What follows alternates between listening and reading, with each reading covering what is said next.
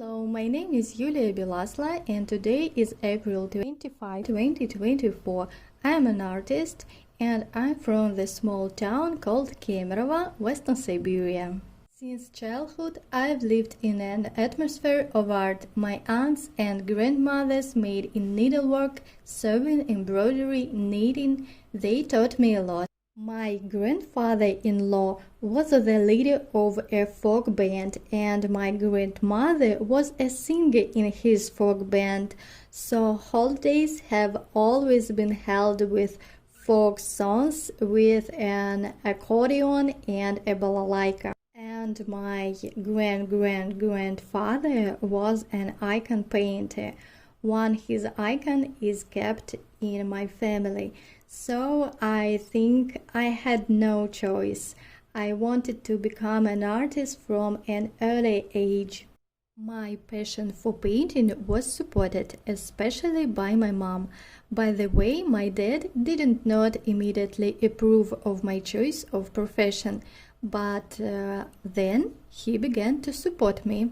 I received my art education in Western Siberia. I studied at a private art studio with an artist who is a member of the Union of Artists of Russia.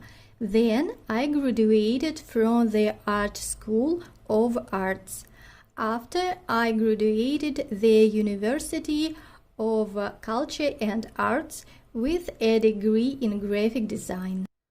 I think I'm very lucky to have amazing teachers. They have always supported my desire to experiment. In my practice, I got with many techniques such as oil and acrylic painting, watercolor, glass painting, pastel, mosaic, airbrushing, and so on.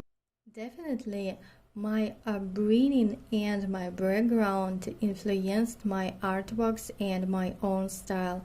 For example, I researched Russian traditions, ancient Russian costume, symbols, national holidays, saw the series of artworks Russian traditions I period. In my paintings, I create in symbolic structure of objects and characters, referring to ancient cultural codes and sign systems. The inner volume of the paintings are achieved only due to the contrast of cold and warm color palettes. In other words, I avoid filling the depth of space, turning the composition into an ornamental correspondence or the practice of icon painting. I combine mythology, legends, and assemble them into an anthropomorphic image. It is read by the science sewn into the perception of each person.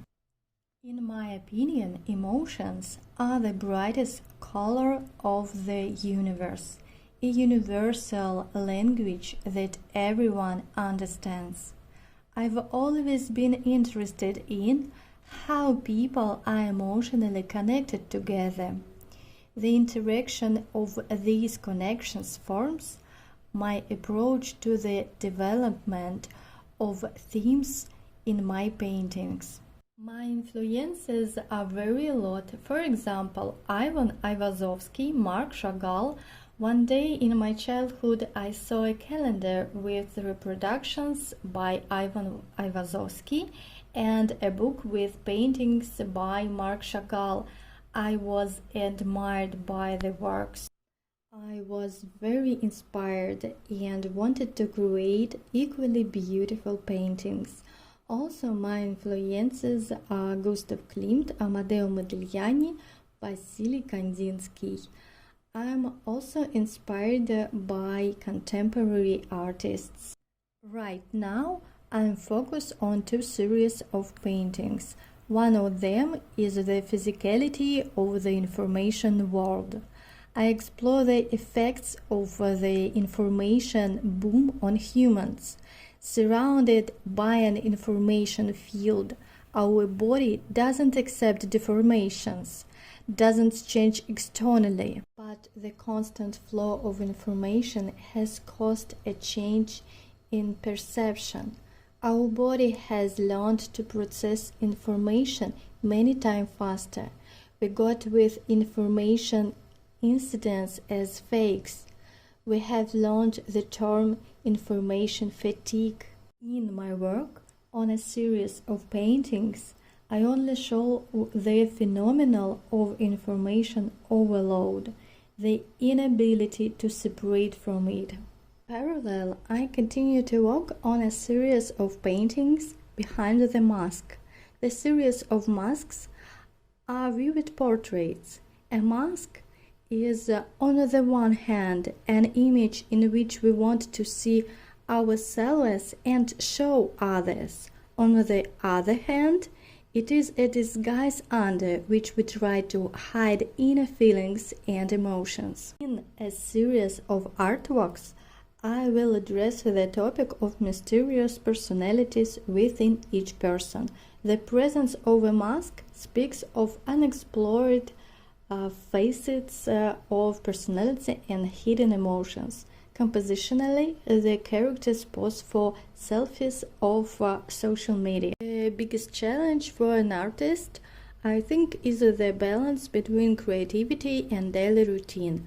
After all, being an artist is not only creative and inspiring, but also a lot of routine work that is not related to the creation of art objects. Finding this balance in the modern world is really not an easy task. The advice I would give to my younger self: don't be afraid and don't worry about the failures. It is normal for something to fail the first time, because it's through them we learn and improve our skills. Allowing yourself to be less than perfect. Get out there and experiment more. Do more different things and don't afraid of rejection. In my work on paintings, I like to combine different textures. For example, in addition to paints, I use texture pastes, gold or other color foil, mirrored acrylic surfaces. To achieve interesting textures, I use different palette knives of different shapes, sticks and sponges and crumbled paper. I think this adds a special charm to my artworks. When I work, I usually listen to music. When I choose music, I'm usually guided by my mood and emotions. At times, I want to dive into the atmosphere of distant countries and cultures, so I choose something ethnic. And sometimes I need meditative music to calm down and focus on my work.